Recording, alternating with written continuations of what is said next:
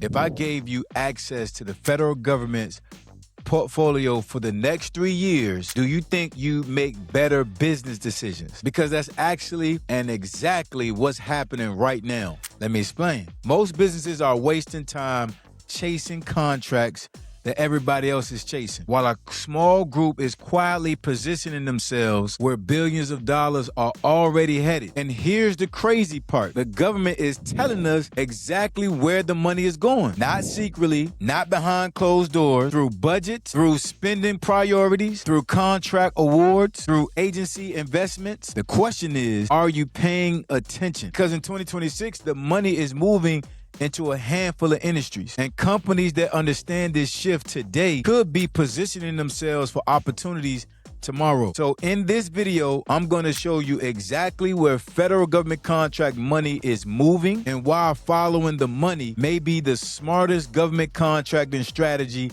that you can have. Let's go. What's good? I'm Jay White, first name, last name. I am the leader of the Federal Code. Listen, I have over 25,000 plus federal government contracting students learning and growing in the world of federal government contracting. Time to be a part of the family. Let's jump right into it. Okay, listen. We're going to get into the video. We're going to get into all this great information. I need a favor. Let's get this video to 1,000 likes. That keeps this video circulating. Let's keep this video growing so that way other people can get the information as well. One of the biggest mistakes I see businesses make in government contracting is they focus almost exclusively on solicitations, like only, right? They consistently refreshing SAM.gov. They're looking up for the next RFP, request for proposal. They're looking for the next contract opportunity. And of course, there's nothing wrong with that. That's how I got started as well. But a lot of times the smartest companies have already been preparing for certain solicitations and opportunities for years before it even became posted on SAM.gov, because most businesses aren't just watching contracts, they're watching budgets, they're watching spending priorities, they're watching agency investments. We all know funding comes first because contracts are the result of funding. Then the contracts follow. So if you understand where the federal money is going, you can often predict where the federal opportunities will show up next. And that's where the real advantages begin. So we know AI is absorbing billions. Like, we know that it's not going nowhere. It's here to stay. And the snowball is just going to keep rolling. Let's start with the biggest story in government spending right now. And I got some notes. I never really take notes, but I took notes in the last video, and I think a lot of people appreciate it. So I wrote some more notes as well. If you've been paying attention over the last year, right, 2024 to 2025, you probably noticed something. AI isn't being treated as an experiment anymore. It's becoming real infrastructure. The same way cloud computing became infrastructure, AI is now becoming a part of how agencies operate. 52 agencies within the federal government. Think about what agencies want. They want faster decision making. We already know that. They want better data analysis. They want automation.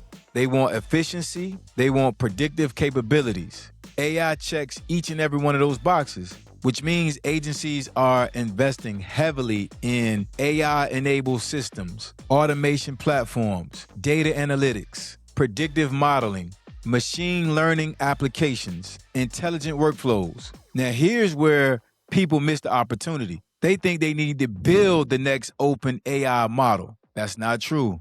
And there's too many of them already. There are thousands of companies that support AI implementation, integration, training, security, infrastructure, cloud environments, data management. The companies making money during a gold rush aren't the companies that's always digging. You got to remember that. Sometimes they're the ones selling the shovels. And right now, AI is one of the largest shovels in government contracting. Because AI is now an infrastructure, we know cybersecurity is no longer optional. The second area where money continues to move aggressively is cybersecurity. This is not a trend. It's a requirement. It's actually been a requirement. Government agencies face constant cyber threats. Defense contractors face cyber threats. Critical infrastructures face cyber threats. And because of that, security is becoming a gatekeeper. Not just an opportunity, but a gatekeeper. Meaning some businesses won't even qualify for opportunities if they fail to meet cybersecurity requirements. Think about that. Some companies are spending all of their energy trying to win contracts, while other companies are investing in the compliance requirements necessary even to compete. Now, obviously, we're talking about different level contracts as well. It's different levels, different money, different years, different requirements. The government continues, though, to invest in zero trust architecture, cloud security, CMMC compliance, identity management, threat detection, security operations. If your business solves security problems, you're sitting on a very strong position moving forward. Even if your company isn't solving one of those problems, there are companies that are, and you can partner with them for sure. But here's the thing though, logistics is quietly printing money. Quietly. Now let's talk about the category that doesn't get enough attention. That's logistics. When people hear government contracting, they immediately think technology. They immediately think, cybersecurity, yada, yada, yada. But logistics is one of the most important pieces of not just government contracting, but federal government contracting operations. Everything has to move. We're talking about equipment, supplies, medical resources, infrastructure, defense assets, transportation, warehousing, distribution.